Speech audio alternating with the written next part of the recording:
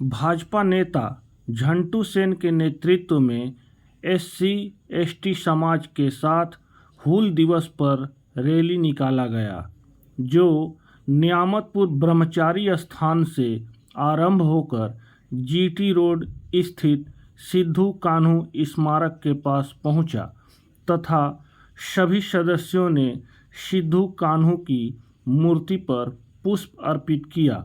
इस दौरान नियामतपुर फाड़ी प्रभारी मिहिर दे ने भी सिद्धू कान्हू के प्रतिमा पर माल्यार्पण किया।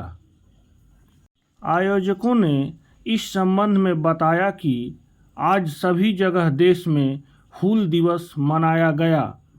इसे लेकर आयोजकों ने कहा कि 1850 সালে যখন আমাদের স্বাধীনতা আগে যখন যে ইংরেজদের সঙ্গে লড়াইটা হয়েছিল, সিধু কানু এদের যে একটা ছিল, তার সাথে বিরসা মুন্ডা, সিধু কানুর যে ভূমিকা ছিল যে আদিবাসী সম্প্রদায়কে এগিয়ে নিয়ে আসা এবং স্বাধীনতার জন্য লড়াই করা, তার যে লড়াই সেই 1850 সাল থেকে ইংরেজদের বিরুদ্ধে অনেক অত্যাচার সহ্য করেও সিধু কানু কিন্তু পিছিয়ে যাননি।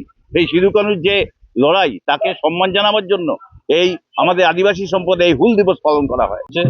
ঠিক আছে, আগে এই হুল দিবস মানানো হতো, কিন্তু কিছু পরিস্থিতির জন্য এই যেটা বন্ধ ছিল, আবার এটা শুরু করা হয়েছে।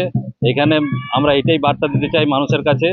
এখন নতুন আমাদের বিজেপি সরকার এসছে, আমাদের সরকার থেকে বলা হয়েছে যে সমস্ত পিছড়া জাতি মানে এসসি/এসটি সম্প্রদায় যত জাতি আছে তাদেরকে আমরা আমাদের সমান মর্যাদা দিতে হবে।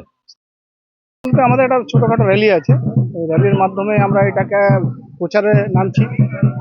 প্রচারে নিয়ে এটাকে র্যালিটা আজকে এখানেই শেষ হবে।